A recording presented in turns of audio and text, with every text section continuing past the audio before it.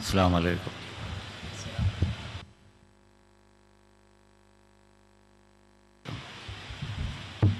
മറ്റെല്ലാ സുഹൃത്തുക്കൾക്കും എൻ്റെ വിനീതമായ നമസ്കാരം. ഇവിടെ വന്നുകൊണ്ട് ഈ പരിശുദ്ധ മാസത്തിൽ ഇത്ര പവിത്രമായ ഒരു ചടങ്ങിൽ, ഒരു കർമ്മത്തിൽ പങ്കെടുക്കാൻ കഴിഞ്ഞതിൽ എനിക്കതിയായ സന്തോഷമുണ്ട്. അള്ളാഹുവിൻ്റെ നാമത്തിൽ അവന് ഏറെ സ്തുതി അർപ്പിച്ചുകൊണ്ട് അവൻ്റെ തിരുപ്രവാചകൻ സല്ലല്ലാഹു അലൈഹി വസല്ലം തങ്ങൾക്ക് പ്രത്യേകമായി അള്ളാഹു അനുഗ്രഹിക്കട്ടെ എന്നുള്ള ദുആ ചൊല്ലിക്കൊണ്ട് ഞാൻ ആ കർമ്മം നിർവഹിച്ചതായി നിങ്ങളെ അറിയിക്കുന്നു. ബഹുമാനായ അധ്യക്ഷൻ ഇവിടെ സെയ്ദ് ഇബ്രാഹിമുൽ ഖലീൽ തങ്ങൾ, ബുഖാരി തങ്ങൾ അവറുകൾ, നമ്മുടെ മദ്രസ സഖാവത്തിയ ഇസ്ലാമിയുടെ നമ്മുടെ ചെയർമാൻ ഇവിടെ തൻ്റെ പ്രഭാഷണത്തിൽ പറഞ്ഞതുപോലെ, തങ്ങളവറുകൾ ഇവിടെ സൂചിപ്പിച്ചതുപോലെ, നമ്മൾ കാഴ്ചയുള്ളവർ, ആ ഒരു പോരായിക ഇല്ലാത്ത ആളുകൾ, നമ്മളിൽ കുറച്ചു പേർക്ക് വന്നിരിക്കുന്ന ഒരു പോരായിക, ഞാൻ അതിനെ അങ്ങനെ മാത്രമേ വിശേഷിപ്പിക്കുകയുള്ളൂ. കാരണം എന്താ വെച്ചാൽ എല്ലാം തികഞ്ഞവർ നമ്മുടെ കൂട്ടത്തിൽ ആരുമില്ല. ചിലർക്ക് വളരെ നല്ല ബുദ്ധിയുണ്ട്, ചിലർക്ക് അത്ര തന്നെ ഇല്ല. അവരെയൊക്കെ നമുക്ക് മന്ദന്മാർ എന്ന് പറയാൻ കഴിയില്ല. അതുകൊണ്ട് തന്നെ അല്ലാഹു ഓരോ ആളുകളെ ഓരോ തരത്തിൽ സമ്പുഷ്ടമാക്കിയിരിക്കുന്നു, ഓരോരുത്തർക്ക് ഓരോ കഴിവ് കൊടുത്തിരിക്കുന്നു. അങ്ങനെ ഒരു സമതുലിതാവസ്ഥ, ഒരു സന്തുലിതാവസ്ഥ ഈ ലോകത്തുണ്ടാക്കിക്കൊണ്ടാണ് അല്ലാഹു ഈ ലോകത്തെ കൊണ്ടുപോകുന്നത്. അതുകൊണ്ട് തന്നെ കാഴ്ചയില്ല എന്നുള്ളത് ജീവിതത്തിൽ ജീവിക്കാനും ജീവിതത്തിൽ സാധാരണ മനുഷ്യൻ ചെയ്യുന്ന ഒരു കാര്യങ്ങളും ചെയ്യുവാൻ പോരാത്തവരോ അതിന് കഴിവില്ലാത്തവരോ അവരെ ആക്കുന്നില്ല, കേൾക്കാത്തവനെയും ആക്കുന്നില്ല. അതുപോലെ തന്നെ കേൾക്കാത്തവന് സംസാരിക്കാൻ ശേഷി നഷ്ടപ്പെടുന്നത് കേൾക്കാത്തത് കൊണ്ടാണ്. അതിനുള്ള സാങ്കേതിക വിദ്യ വന്നു കഴിഞ്ഞു. അതേപോലെ ഇവിടെ ഉൾക്കാഴ്ചയെക്കുറിച്ച് പറഞ്ഞു. ഉൾക്കാഴ്ച, ഐസൈറ്റ്, നമ്മുടെ ഇൻസൈറ്റ് നമ്മളിപ്പോൾ സാങ്കേതിക വിദ്യ വളർന്നു കഴിഞ്ഞപ്പോൾ ഇവിടെ പറഞ്ഞു, ഇവിടെ സർട്ടിഫിക്കറ്റ് കൊടുക്കുന്നു എന്ന് പറഞ്ഞു. മഹദീനും അതുപോലെ തന്നെ തിരുവനന്തപുരത്തെ സ്ഥാപനവും എന്ന് പറഞ്ഞു. അത് നമ്മുടെ IT ഡിപ്പാർട്ട്മെൻറ്റിലെ IT മിഷൻ്റെ കീഴിലുള്ള ഡെവലപ്പ് ചെയ്ത ഒരു സോഫ്റ്റ്വെയറാണ്. ചേർന്നുകൊണ്ട് കാഴ്ചയില്ലാത്തവർക്ക് വായിക്കാൻ കഴിയും എന്ന് പറഞ്ഞു. അതുപോലെ തന്നെ ടൈപ്പ് ചെയ്യാൻ കഴിയും, കമ്പ്യൂട്ടർ ഉപയോഗിക്കാൻ കഴിയും എന്ന് പറഞ്ഞു. കമ്പ്യൂട്ടർ ഉപയോഗിക്കാൻ കഴിയും, അവർക്ക് കേൾക്കാം, കേൾവി മാത്രം മതി. കേൾവി കൊണ്ട് ഇവിടെ മെമ്മോറാണ്ടം വായിച്ചു. അത് അവരുടെ പരിശീലനത്തിൻ്റെ ഫലമാണ്. ശരിക്ക് പരിശീലിപ്പിച്ചാൽ ജീവിതത്തിൻ്റെ എല്ലാ മാർഗങ്ങളിലും മറ്റുള്ളവരെ പോലെ വളരെ നേരെ നിന്ന് ജീവിക്കാൻ, അതാണല്ലോ നമ്മുടെ ഒക്കെ ആവശ്യം. നമ്മൾ ഈ നെട്ടോട്ടം ഓടുന്നതൊക്കെ ജീവിക്കാൻ വേണ്ടിയാണ്. ദുനിയാവിലെ കാര്യത്തിൽ അത്രയേ ഉള്ളൂ. ബാക്കിയൊക്കെ മരണാനന്തരമായ ശാശ്വത ജീവിതത്തിലേക്കുള്ളതാണ്. അതെല്ലാവർക്കും ഒരുപോലെയാണ്. എല്ലാവരും മണ്ണാവും. മണ്ണായതിനു ശേഷം ഉള്ളത് അള്ളാഹു തീരുമാനിക്കും. അത് നമുക്കൊക്കെ അറിയാം. അപ്പോൾ ഈ ദുനിയാവിലെ വളരെ ചെറിയ കാലത്തെ ജീവിതത്തിനെ സംബന്ധിച്ചിടത്തോളം പലരെയും പല രൂപത്തിൽ അള്ളാഹു സൃഷ്ടിച്ചിരിക്കുന്നു. ചിലർക്ക് കുറച്ച് കഴിവ് കൂടുതലുണ്ടാവും, ചിലർക്ക് കുറച്ച് സമ്പത്ത് കൂടുതലുണ്ടാവും, ചിലർക്ക് അതുണ്ടാവില്ല. സമ്പത്തുള്ളവന് മനസ്സമാധാനം ഉണ്ടാവില്ല, സമ്പത്തൊട്ടും ഇല്ലാത്തവന് നല്ല മനസ്സമാധാനം ഉണ്ടാവും. അവൻ കൂർക്കം വലിച്ചുറങ്ങും. സമ്പത്തുള്ളവൻ ഉറക്കം വരാതെ വല്ല ഉറക്ക ഗുളികയും കഴിച്ച് കിടക്കേണ്ടി വരും. ഇങ്ങനെയൊക്കെയായി ഓരോന്ന് അള്ളാഹു ഒരു സോഷ്യലിസം നടപ്പിലാക്കിയിട്ടുണ്ട്. അത് ഈ രാജ്യത്ത് നടന്നുകൊണ്ടിരിക്കുകയാണ്. അതേപോലെ തന്നെ ഉള്ളൂ ഇതൊക്കെ. അതാണ് വസ്തുത.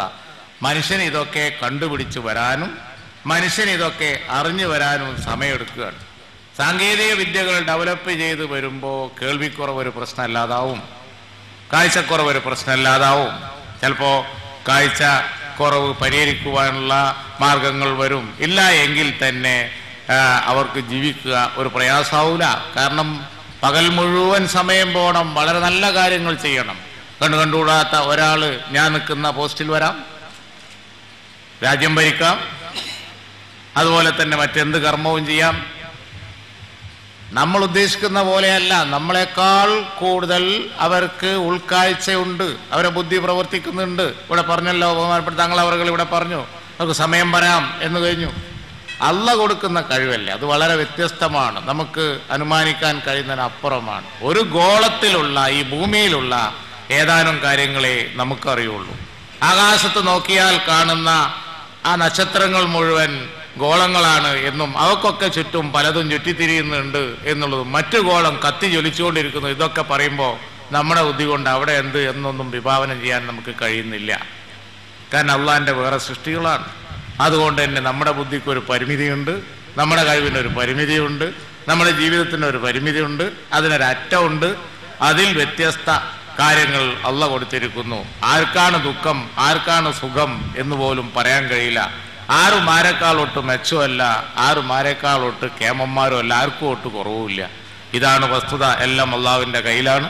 അതുകൊണ്ട് തന്നെ ഈ പറഞ്ഞ പോലെ കാഴ്ചയില്ലാത്ത ആളുകളെ ജീവിതത്തിലേക്ക് കൊണ്ടുവരലാണ് ആവശ്യം. ഇൻസൈറ്റ് എന്ന ഇവിടെ സർട്ടിഫിക്കറ്റ് കോഴ്സ് സോഫ്റ്റ്വെയറിൻ്റെ ഉദ്ഘാടന സമ്മേളനത്തിൽ ഞാൻ ചെന്നിരുന്നു. അവരുടെ സംഘടനയുടെ ആസ്ഥാനത്ത് ഞാൻ പോയിരുന്നു. അത് ഉദ്ഘാടനം ചെയ്ത സന്ദർഭത്തിൽ IT വകുപ്പ് ഡെവലപ്പ് ചെയ്ത് മലയാളം സോഫ്റ്റ്വെയർ അവർക്ക് തന്നെ ഉപയോഗിക്കാൻ പാകത്തിലായത് അവർ ഉപയോഗിച്ച സന്ദർഭത്തിൽ ആ സദസ്സിൽ അതിനെക്കുറിച്ച് പറഞ്ഞപ്പോൾ അത് ആ കമ്പ്യൂട്ടർ ഓപ്പറേറ്റ് ചെയ്യുന്ന ശബ്ദം അവർ കേട്ടപ്പോൾ അവരുടെ മുഖത്ത് വന്ന ഭാവവ്യത്യാസം ഞാൻ ശ്രദ്ധിച്ചു. അതാണ് നമ്മൾ എപ്പോഴും അവരെ അങ്ങ് സൈഡ് ലൈൻ ചെയ്യാൻ പാടില്ല. ബഹുമാനപ്പെട്ട തങ്ങളിവിടെ പറഞ്ഞത് ശരിയാണ്. അവരെന്തിനും പോരുന്നവരാണ് എന്ന് മറ്റുള്ളവർക്ക് തോന്നലാണ് പ്രശ്നം. അങ്ങനെ തോന്നുന്നില്ലെങ്കിൽ അത് നമ്മളെ കുഴപ്പമാണ്. അവർക്കൊന്നും കഴിയില്ല, അവരന്ധന്മാരാണ്, അവരങ്ങനെയാണ് എന്ന് കരുതുന്ന നമുക്കാണ് കുഴപ്പം. കാരണം നമുക്ക് ചിന്തിക്കാനുള്ള കഴിവില്ല, അതിൻ്റെ കുഴപ്പമാണ്. അവർക്കൊരു കുഴപ്പമില്ല. അവരെ പരിശീലിപ്പിച്ചെടുത്താൽ അവർക്ക് ജീവിതം കൊടുക്കാം. അല്ലാതെ നേരത്തെ ഇവിടെ പറഞ്ഞതുപോലെ ഒരു പ്രത്യേക വിഭാഗമായി അങ്ങ് മാറ്റി നിർത്തേണ്ട ആളല്ല. അത് ഇനി കണ്ടുകൂടാത്തോലെന്നല്ല, ഒരു തരം അംഗവൈകല്യം ഉള്ളവരുമില്ല, എന്തെങ്കിലും തരം അംഗവൈകല്യം ഇല്ലാത്തവരില്ല. സൂക്ഷിച്ചു നോക്കിയാൽ എന്തെങ്കിലുമൊക്കെ നമുക്കൊക്കെ ഉണ്ടാവും. നല്ലോണം ആത്മപരിശോധന ചെയ്തു നോക്കിയാൽ മതി. അതുകൊണ്ട് തികഞ്ഞവരാരുമില്ല എന്നുള്ളതാണ് വസ്തുത. അള്ളാഹു ഇവർക്ക് ജീവിതത്തിലേക്ക് വരാനും അതുപോലെ തന്നെ ജീവിതം എല്ലാവരെ പോലെ ആസ്വദിക്കുവാനുള്ള പ്രാപ്തിയും കഴിവും കൊടുക്കട്ടെ എന്നാണ് എനിക്ക്. അവരെ സഹായിക്കുന്നതിൽ നീ പറഞ്ഞതുപോലെ നമുക്ക് പ്രത്യേകമായ പുണ്യവും അതുപോലെ തന്നെ ദൈവകൃപയും അള്ളാഹുവിൻ്റെ അടുക്കൽ നിന്നുള്ള പ്രതിഫലം ഉണ്ടാവും. അത് ബഹുമാനപ്പെട്ട തങ്ങൾ നേരത്തെ ഇവിടെ പറഞ്ഞല്ലോ. അതിൽ പറഞ്ഞവരൊക്കെ സഹാനുഭൂതി ആധുനിക രാജ്യങ്ങളിലൊക്കെ പല സ്ഥലങ്ങളിലും ഇതൊക്കെ നിയമമായി കഴിഞ്ഞു. വാഹനം ഉണ്ടാക്കുകയാണ് എന്നുണ്ടെങ്കിൽ അംഗവൈകല്യമുള്ളവർക്ക് കൂടി കണക്കാക്കി ഉണ്ടാക്കണം. അവർ സൊസൈറ്റിയുടെ ഭാഗമാണ്, സമൂഹത്തിൻ്റെ ഭാഗമാണ്. ഒരു വെയിറ്റിംഗ് ഷെഡ് ഉണ്ടാക്കുകയാണെങ്കിൽ അവിടെ നിർബന്ധമായും അംഗവൈകല്യം ഉള്ളവർക്ക് ഉള്ളതും കൂടി ഉണ്ടാവണം.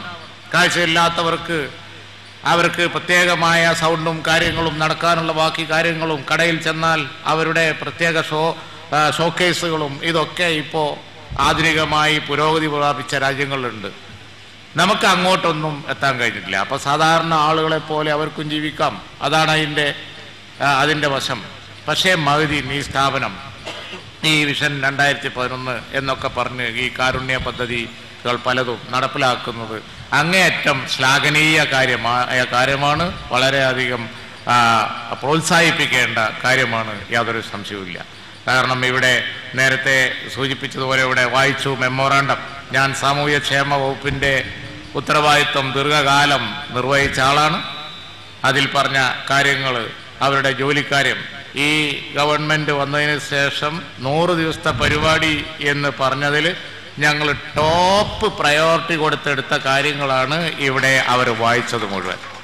ഞങ്ങൾ കഴിഞ്ഞ ക്യാബിനറ്റിലും ആ കാര്യം വളരെതായിട്ട് ചർച്ച ചെയ്തിരുന്നു. 100 ദിവസം തികക്കുമ്പോൾ അംഗവൈകല്യം ഉള്ള ആളുകൾക്ക് അതിൽ പ്രത്യേകം പറയണ്ടല്ലോ.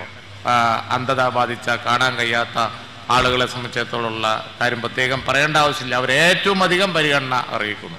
അവർക്ക് വേണ്ടിയുള്ള പദ്ധതി ഇപ്പോഴത്തെ മന്ത്രിസഭയുടെ 100 ദിവസം കഴിഞ്ഞുള്ള നിർവഹിച്ചു എന്ന് ക്യാബിനറ്റ് തീരുമാനിക്കുന്ന വിഷയങ്ങളിൽ ഞങ്ങളുടെ ഒരു അഡ്മിനിസ്ട്രേറ്റീവ് ഭരണപരമായ കർത്തവ്യം കൊണ്ട് പൂർത്തിയാക്കാൻ കഴിയുന്നത് പൂർത്തിയാക്കിയിരിക്കും. കാരണം എന്താ വെച്ചാൽ ഇപ്പോൾ ഇവിടെ പറഞ്ഞ കുടിശ്ശിക, അതുപോലെ തന്നെ ജോലി സ്ഥിരത എന്ന് പറഞ്ഞ കാര്യങ്ങൾ 3%, അതാണ് ഓരോ ഡിപ്പാർട്ട്മെൻറ്റും 3% മാറ്റിവെക്കണം എന്നുണ്ട്. അത് പല കാര്യങ്ങളും പറഞ്ഞ് തട്ടിമുട്ടി പോവാണ്. അത് ഞങ്ങൾ അനുവദിക്കണ പ്രശ്നമില്ല, അത് 3% കൊടുത്തേ പറ്റുള്ളൂ എന്നുള്ള തീരുമാനം വരും. അല്ലാഹു അനുഗ്രഹിക്കട്ടെ. അപ്പോൾ ഇങ്ങനെയൊക്കെയുള്ള നല്ല കാര്യങ്ങൾ ചെയ്യുന്ന ഈ സ്ഥാപനത്തിൽ വരാനും അതുപോലെ തന്നെ ഈ പരിശുദ്ധ മാസത്തിൽ ഇങ്ങനെയുള്ള ഒരു കർമ്മത്തിൽ പങ്കെടുക്കാൻ കഴിയുകയും ചെയ്തതിൽ എനിക്ക് അതിയായ സന്തോഷമുണ്ട്. നമുക്കെല്ലാവർക്കും അറിയാം, നമ്മൾ പല രാഷ്ട്രീയ പാർട്ടിയിൽ പ്രവർത്തിക്കുന്ന ആളുകളായിരിക്കാം, പല നിലയിൽ പ്രവർത്തിക്കുന്നതായിരിക്കാം, നമ്മൾ പിന്നെ പല അഭിപ്രായക്കാരായി. പക്ഷേ അതൊന്നും ഈ രാജ്യത്ത് ഇങ്ങനെയുള്ള നമ്മളിൽ നിന്ന് നമ്മളൊരു കൈത്താങ്ങ് കൊടുത്താലേ രക്ഷപ്പെടുള്ളൂ എന്ന് വന്ന പട്ടിണിക്കാർ ഈ രാജ്യത്തുണ്ട്. അംഗവൈകല്യമുള്ളവരുണ്ട്, സഹായിക്കേണ്ടവരുണ്ട്, ജീവിതത്തിൽ നിരവധി പ്രശ്നങ്ങൾ കൊണ്ടു നടക്കുന്നവരുണ്ട്, രോഗികളുണ്ട്. അവർക്ക് ഇതൊക്കെ ഒരു പ്രശ്നമാകുക എന്ന് പറഞ്ഞാൽ നമുക്ക് അപമാനകരമാണ്. അതുകൊണ്ട് സൽക്കർമ്മങ്ങളിൽ, നല്ല കാര്യങ്ങളിൽ കൈകോർത്ത് പിടിച്ചു പോവുക എന്നുള്ളത് ജാതി മത ഭേദമന്യേ, കക്ഷി രാഷ്ട്രീയ ഭേദമന്യേ എല്ലാവരുടെയും ഒരു രീതിയാവണം. അത് നമ്മുടെ ഈ രാജ്യത്തിൻ്റെ രീതിയാവണം എന്നാണ് എനിക്ക് പറയാനുള്ളത്. പാവങ്ങളെയും അതുപോലെ തന്നെ രോഗികളെയും അതുപോലെ തന്നെ നമ്മുടെ സമൂഹത്തിലെ ഈ പറഞ്ഞതുപോലെ വലിയ സഹായം അറിയിക്കുന്ന ഈ പറഞ്ഞ പോലെയുള്ള വൈകല്യമുള്ള ആളുകളെയും ഒക്കെ ഡിഫറൻ്റ്ലി എന്താ പറയുക, മറ്റൊരു തരത്തിൽ ഉള്ളവർ എന്നേ മറ്റു പദങ്ങൾ പോലും ഉപയോഗിക്കാൻ പാടില്ല എന്നാണ് ഇപ്പോൾ ആധുനിക രീതി. അപ്പോൾ അതുകൊണ്ടാണ് ഞാൻ പലപ്പോഴും മലയാളത്തിലുള്ള പദങ്ങൾ പിന്നെ അങ്ങനെ അങ്ങോട്ട് ഉപയോഗിക്കാത്തത്. കാരണം അതൊക്കെ മാറണം. ഇവരൊക്കെ നമ്മുടെ ഭാഗമാണ്. അങ്ങനെ ആരെയും അവരുടെ എന്താ പറയുക പോരായ്മ വെച്ച് നെയിം ചെയ്യാൻ പോലും പാടില്ല എന്നുള്ള രീതിയിലേക്കാണ് ആധുനിക ലോകം വരുന്നത്. അതേപോലെ തന്നെ വളരെ സിവിലൈസ്ഡ് ആയിട്ടുള്ള സൊസൈറ്റി വരുന്നത്. മതപരമായ വീക്ഷണം അതുതന്നെയാണ്. അതാണ് നേരത്തെ ഇവിടെ സൂചിപ്പിച്ചത്. അതുകൊണ്ട് ഈ സ്ഥാപനം നടത്തുന്ന ഇത്തരം പ്രവർത്തനങ്ങൾക്കും അതുപോലെ തന്നെ ഇവിടെ അതുമായി ബന്ധപ്പെട്ടുള്ള സ്ഥാപനങ്ങൾക്കുള്ള സപ്പോർട്ടിനെ കുറിച്ച് ബഹുമാനപ്പെട്ട തങ്ങൾ പറഞ്ഞു, അതുണ്ടാവും എന്നാണ് എനിക്ക് ഇവിടെ പറയാനുള്ളത്. ഗവൺമെൻറ്റിൻ്റെ ഭാഗത്തുനിന്നും അത്തരം സപ്പോർട്ടുകളൊക്കെ ഉണ്ടാവും. അള്ളാഹു അനുഗ്രഹിക്കട്ടെ. ഞാൻ എൻ്റെ വാക്കുകൾ ഉപസംഹരിക്കുന്നു. അസ്സലാമു അലൈക്കും. എല്ലാവർക്കും നന്ദി.